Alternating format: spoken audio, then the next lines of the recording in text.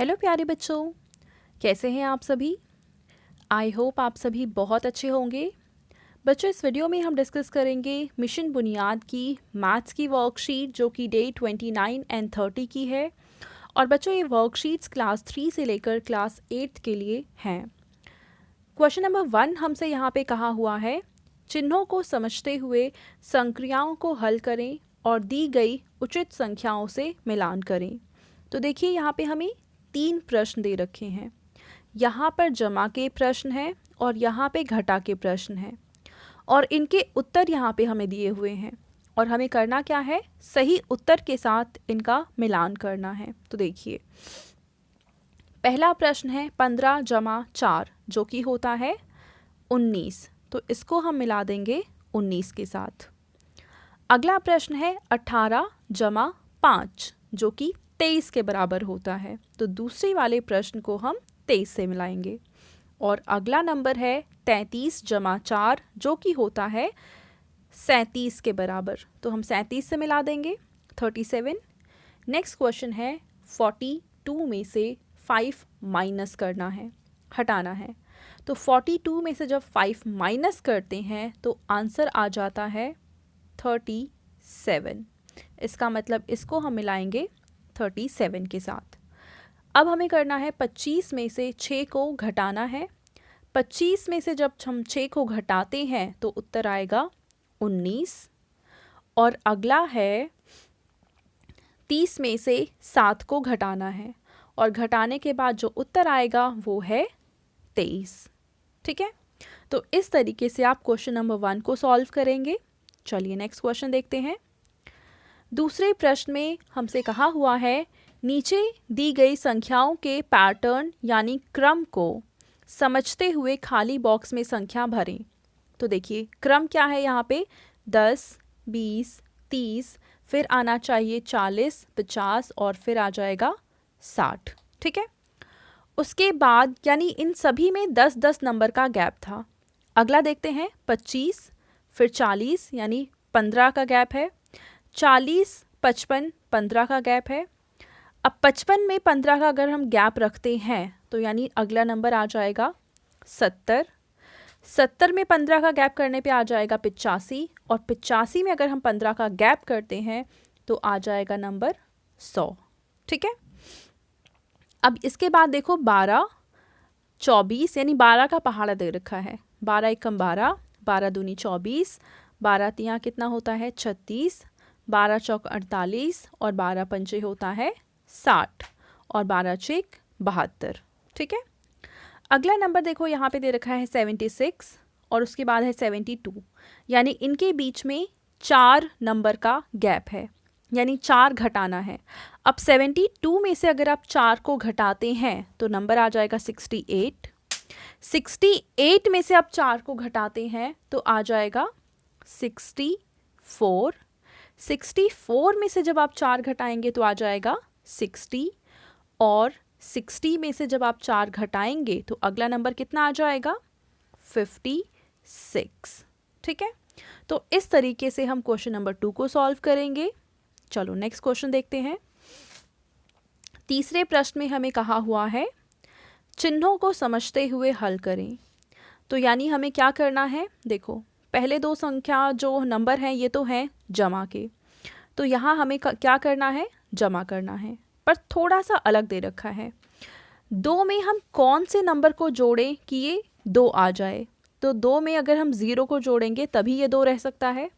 और 1 में ऐसे हम कौन सी संख्या को जोड़ें कि वो 8 बन जाए, तो अगर 1 में हम 7 जोड़ेंगे तो उत्तर आ जाएगा 8। ठीक है, अब 7 में हम ऐसे कौन सी संख्या को जोड़ें कि आंसर 2 आ जाए, तो 7 देखो 2 तो नहीं आ सकता क्योंकि 7 बड़ी संख्या है, लेकिन अगर हम 7 में एक ऐसी संख्या जोड़ें जिससे ये 12 बन जाए तो इकाई की जगह पे 2 आ जाएगा।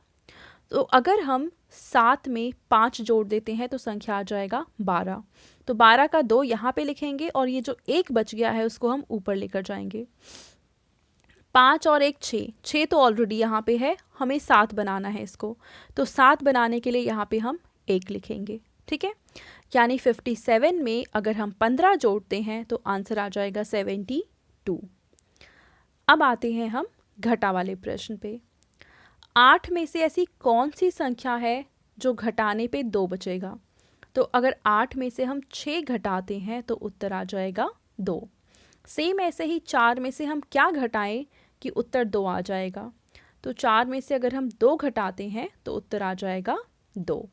ठीक है, यानी 48 में से अगर हम 26 घटाते हैं तो उत्तर आ जाएगा 22। अब अगला प्रश्न है कि 0 में से ऐसी कौन सी संख्या को घटाया जाए कि उत्तर 9 आ जाए? तो ऐसा तो पॉसिबल ही नहीं है, तो इसका मतलब ये 0 ना होके 10 होगा। ठीक है, तो 10 में से ऐसी कौन सी संख्या को हम घटाएं कि उत्तर 9 आए? यानी 1 घटाना है।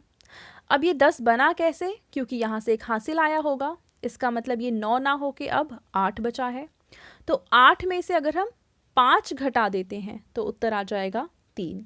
ठीक है, यानी कि प्रश्न बना कि 90 में से अगर आप 51 घटाते हैं तो आंसर आ जाता है 39। ठीक है, अब आते हैं हम क्वेश्चन नंबर 4 पे, और इसमें भी यही कहा है कि चिन्हों का ध्यान रखते हुए हमें इन्हें हल करना है। अब 7 में से हम 7 में ऐसी किस संख्या को गुणा करें कि 35 आ जाए? तो चलिए 7 का पहाड़ा पढ़ लेते हैं। 7 पंजे 35 होता है। अब 5 का पहाड़ा हम कितनी बार पढ़ें कि 30 आ जाए? तो 5 का पहाड़ा अगर हम 6 बार पढ़ते हैं तो 5 6 30 हो जाता है। ठीक है, अब अगले प्रश्न में तो हमें भाग करना है जो काफ़ी सिंपल है। 3 एकम 3 घटाएंगे तो बचेगा 1 और ऊपर से आ जाएगा यहाँ पे 5। ठीक है, अब 3 का पहाड़ा अगर हम 5 बार पढ़ते हैं तो 3 पंजे होता है 15। पहला प्रश्न तो हल हो गया भाग का। अब हम हल करते हैं दूसरा प्रश्न। दूसरे प्रश्न में हम एक सिंपल, बहुत सिंपल है, 2 का पहाड़ा हम 4 बार पढ़ेंगे तो 2 चौक होता है 8 और ये आ जाएगा 0। अब ये जो 0 एक्स्ट्रा बच गया है उसको हम नीचे भी उतारेंगे और साथ ही साथ यहाँ पे भी लिखेंगे। ठीक है, यानी जो एक्स्ट्रा 0 बचा है उसको यहाँ लिखना बहुत ज़रूरी होता है। ठीक है, तो इस तरीके से चौथा प्रश्न हल हो गया। चलिए आगे देखते हैं।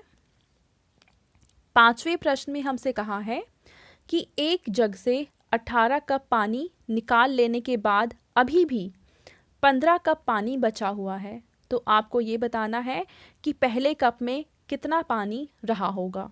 तो देखिए 18 कप निकाला जा चुका है, 15 कप अभी भी बचा हुआ है, तो हम दोनों को जोड़ेंगे तो पता चल जाएगा कि कुल कितने कप पानी थे उस जग में पहले से ही। तो 8 को जब 5 से जोड़ेंगे तो आ जाएगा 13। तो 13 का 3 तो हम नीचे लिखेंगे और इस 1 को ऊपर लिखेंगे। अब 1 जमा 1 जमा 1 ये आ जाएगा 3, यानी कि 33 कप पानी पहले से ही मौजूद था उस जग के अंदर। ठीक है, 33 कप पानी। उसके बाद है छठा प्रश्न। एक डिब्बे में 46 कंचे हैं, बताएं ऐसे ही 9 डिब्बे में कितने कंचे होंगे? तो देखो अगर एक में 46 हैं तो 9 के लिए हम 9 से गुणा कर देंगे। 9 6 कितना होता है बच्चों? 54।